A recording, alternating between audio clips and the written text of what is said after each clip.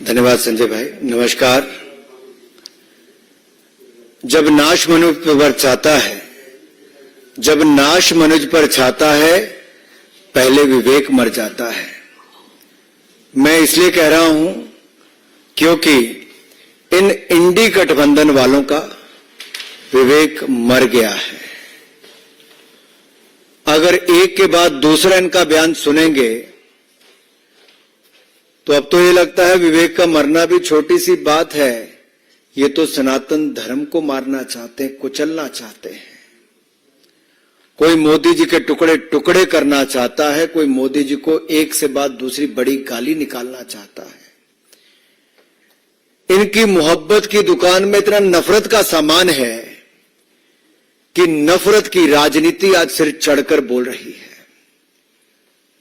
सनातन को खत्म करने की होड़ लगी है। एक के बाद दूसरा बड़ा बयान उस तरफ आता है तो मोदी जी के लिए एक के बाद दूसरी बड़ी गाली निकालने के लिए कोई संकोच नहीं करता है। कल इनके एक ऐसे मंत्री ने अपनी पार्टी की महिला सांसद के सामने इतनी गंदी गाली निकालते हुए आपत्तिजनक भाषा में देश के प्रधानमंत्री और दुनिया के सर्वाधिक लोकप्रिय नेता के बारे में जो टिप्पणी की, जो शब्दों का प्रयोग किया, उसकी जितनी निंदा की जाए उतनी कम है। लोकतंत्र में ऐसी भाषा के लिए कोई स्थान नहीं है और दुनिया के सर्वाधिक लोकप्रिय नेता के लिए, देश के माननीय प्रधानमंत्री के लिए, 140 करोड़ की जनता के द्वारा चुने गए प्रधानमंत्री पर इस तरह की टिप्पणी करना ये आपत्तिजनक भी है, शर्मनाक भी है और इस पे माफी पूरे इंडी गठबंधन को मांगनी चाहिए। लेकिन घमंडियों का घमंड और अहंकार सिर चढ़ के बोल रहा है। खड़गे जी चुप करके बैठे रहे। मेरा खड़गे जी, राहुल जी, सोनिया जी से सवाल है, क्या संरक्षण आप ऐसे लोगों को दे रहे हो जो सनातन को कुचलने की बात करते हैं, मोदी जी को गाली निकालते हैं, टुकड़े करने की बात करते हैं, सिर फोड़ने की बात करते हैं और अभद्र भाषा का प्रयोग करके गाली निकाल के करते हैं। साथियों, इतिहास गवाह है, तैमूर से लेकर बाबर और औरंगजेब तक सबने सनातन धर्म को समाप्त करने की, जड़ से मिटाने का प्रयास किया। ना सनातन को कोई खत्म कर पाया था, ना कोई कर पाएगा। मोदी जी को भी जितनी बार इन्होंने गाली निकालने का काम किया, हिंदुस्तान की जनता ने उतना ही बढ़ चढ़कर प्रेम दिया है। गुजरात से लेकर देश के चुनाव तक जब जब इन्होंने मोदी जी को गाली निकाली है, जनता ने उतना ही प्रेम और प्यार बरसाया है। गाली 120 तक पहुंच चुकी है, नफरत के बोल 120 तक पहुंच चुके हैं। आप कल्पना कीजिए, 120 बार एक के बाद दूसरे ये गोरख धंधे वाले, गंदे काम करने वाले लोग जो भ्रष्टाचार के चलते एक के बाद दूसरे छिपे हैं। आप जब देखिए, भ्रष्ट यूपीए का चेहरा हटाकर ये आए थे तो उन्होंने जनता को भ्रमित करने का प्रयास किया। इनका कहना क्या था? ये कहने आए थे हम डेमोक्रेसी को बचाएंगे, लोकतंत्र खतरे में है। अरे मैं कहूंगा डेमोक्रेसी नहीं, करप्शन खतरे में है। डेमोक्रेसी नहीं, अपीसमेंट खतरे में है। डेमोक्रेसी नहीं, एंटी सनातनी खतरे में है। डेमोक्रेसी नहीं, कमीशन खोरी खतरे में है। डेमोक्रेसी नहीं, कट मनी वाले खतरे में है। इनके लिए डेमोक्रेसी में सी करप्शन है, इंडी गठबंधन वालों के लिए, बट हमारे लिए सी कमिटमेंट है, सी कॉम्पिटेंस है, सी कैपेबिलिटी है और सी क्लैरिटी फॉर विकसित भारत है। यही अंतर है इनमें और हम में। ये भ्रष्टाचारी को बचाने को कहते, लोकतंत्र को बचाना है। ये कल तक जब शराब घोटाले के आरोप अरविंद केजरीवाल पर लगाते थे, वही कांग्रेसी आज उनकी जेब में जाकर बैठ गए हैं, उनकी गोद में जाकर बैठ गए हैं। क्यों राहुल गांधी जी की जुबान बंद हो गई, कांग्रेस नेताओं की जुबान बंद हो गई? क्या मजबूरी है? केजरीवाल के साथ रहना जरूरी है? अरे पंजाब में 21 लोग नकली शराब पीकर मर गए मुख्यमंत्री के गृह में। एक शब्द किसी कांग्रेसी नेता की जुबान से नहीं निकला। लेकिन यही आम आदमी पार्टी के लोग कांग्रेस की सरकार के खिलाफ कहते थे हम नशा मुक्त करके नशे के धंधे को बंद करेंगे। आज नशे के चलते 21 लोगों की जान ले ली, कांग्रेस के लोग फिर चुप बैठे हैं। ये यूपीए का चोला उतारकर इंडी गठबंधन जो बनाया, घमंडी गठबंधन जो बनाया है, साफ नजर आता है कारनामे वही हैं, करप्शन वही है, भ्रष्टाचारी वही हैं, केवल चेहरा नया लेकर आए हैं, लेकिन जनता सब जानती है। मेरा निवेदन आप सबसे रहेगा कि सवाल पूछिए, मैं आपके मन से सवाल पूछ रहा हूं राहुल गांधी जी से, ये नफरत की दुकान कब तक चलाओगे राहुल गांधी? नफरत का और कितना सामान भरा है राहुल गांधी जी? पहले आप देश के टुकड़े करना चाहते थे, आज मोदी जी के टुकड़े टुकड़े करना चाहते हो। कितनी नफरत भरी है। पहले टुकड़े टुकड़े गैंग के साथ जाकर खड़े हो जाते थे, आज टुकड़े टुकड़े वालों को अपनी गैंग में शामिल करवा लेते हो।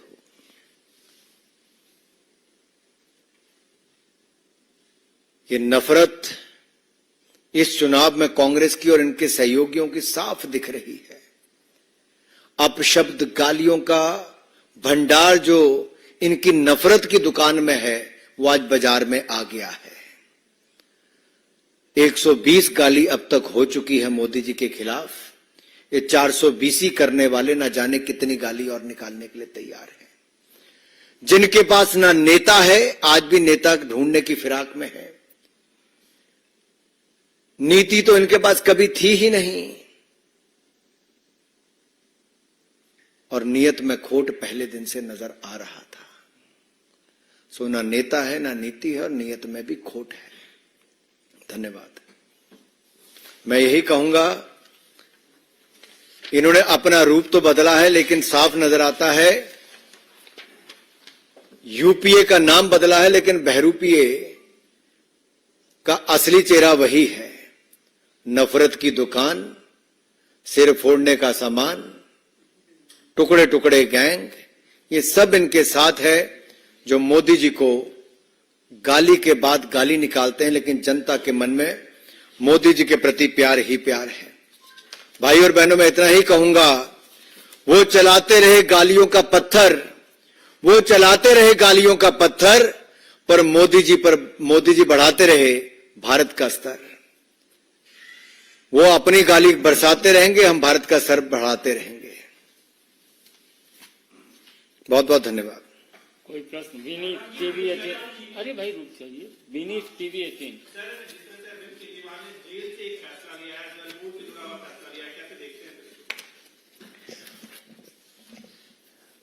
जो भ्रष्टाचार के खिलाफ आवाज उठाने की बात करते थे, नैतिकता की बात करते थे, वो अनैतिक कार्य भी करते रहे, और नैतिकता दूर दूर तक कहीं नजर नहीं आती है। गंभीर भ्रष्टाचार, वो भी शराब जैसे घोटाले में शर्मनाक कृत्य करके जो जेल गया है, वो जेल से सरकार चला रहे हैं। ये देश की जनता को दिख गया अरविंद केजरीवाल जी का असली चेहरा, उनकी भ्रष्ट सोच, और केवल पैसा कमाने वो राजनीति में आए थे, अपनी जेब भरने आए थे। जब एनजीओ चला के जेबें भर के दिल नहीं भरा, तो भ्रष्टाचार करके एक के बाद स्वास्थ्य मंत्री, शराब मंत्री, शिक्षा मंत्री सब जेल में हैं। सांसद से लेके उप मुख्यमंत्री और मुख्यमंत्री जिसके जेल में हो, वो कैसी सरकार चलाते होंगे। दिल्ली की जनता ठगी हुई महसूस कर रही है, और ठगी ठोरी करने वाले, भ्रष्टाचार करने वाले जेल से सरकार चला रहे हैं।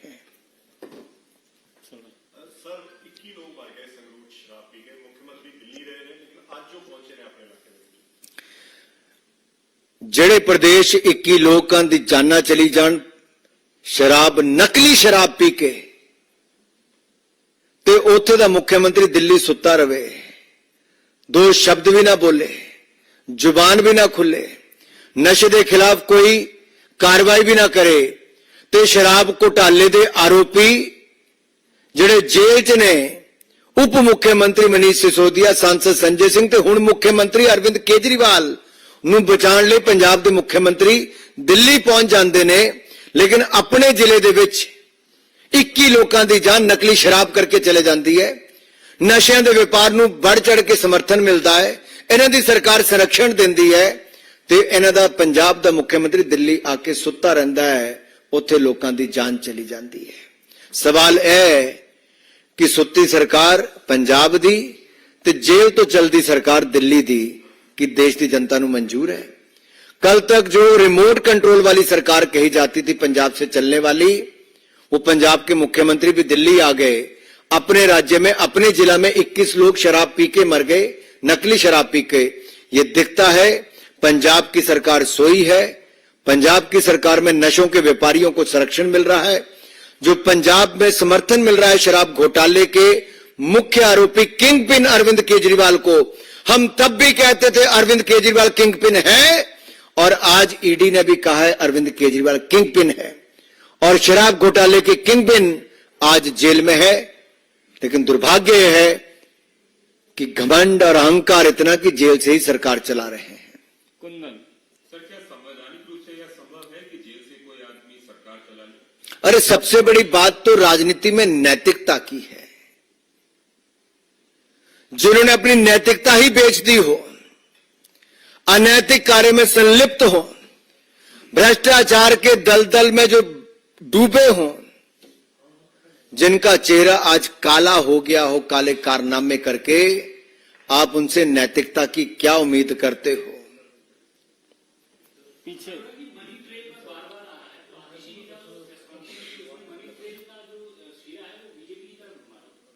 मैं इतना ही कहता हूं, जब इनके पास कोई उत्तर नहीं बचा तो इसी तरह के आरोप लगाएंगे। इनको जवाब देना है भ्रष्टाचार क्यों किया, ऐसी कौन सी मजबूरी थी कि शराब दलाली करनी जरूरी थी, ऐसी कौन सी मजबूरी थी कि साउथ के नेता से भी वहां के व्यापारियों से भी करोड़ों रुपए की दलाली जरूरी थी, ऐसी कौन सी मजबूरी थी कि गली गली में शराब की दुकान खोलनी जरूरी थी, ऐसी कौन सी मजबूरी थी कि स्वास्थ्य के साथ साथ शराब की दलाली भी जरूरी थी। मोहित Sir, while we see that BJP is having marathon meetings for the CEC and most of the candidates have announced or they'll be announcing, but Congress is not able to find a candidate for Amethi and Raebareli, which are said to be the bastions of the Congress party. How do you see this? देश के सबसे बड़े राज्य और जहां से नेहरू गांधी परिवार की 4-5 पीढ़ियों को वोट मिलता रहा, वहां से चुनकर आते रहे, आज ये स्थिति कांग्रेस की हो गई है कि 80 सांसदों के राज्य वाला उत्तर प्रदेश में कांग्रेस को कैंडिडेट नहीं मिल रहा। नेहरू गांधी परिवार से भी कोई चुनाव लड़ने के लिए तैयार नहीं। ये अपने आप में दिखता है कांग्रेस की दुकान बंद होने को आ गई है। कांग्रेस मुक्त भारत की जो हम बात करते थे, उत्तर प्रदेश से उसकी शुरुआत हो चुकी है और देश के अलग अलग राज्यों में जैसे राजस्थान, गुजरात, बाकी राज्यों में भी, हरियाणा, हिमाचल प्रदेश में पहले ही कांग्रेस की दुकान बंद हो चुकी थी। अब उत्तर प्रदेश में भी कांग्रेस 0/0 आने वाली है।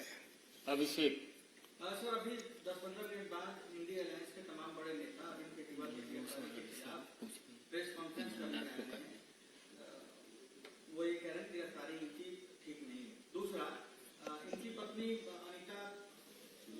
सुनीता, वो मुख्यमंत्री की कुर्सी पर बैठकर जिस तरीके से भावुक अपील कर रही हैं और उनके मैसेज को पढ़ रही हैं, क्या लगता है उससे कुछ फर्क पड़ेगा?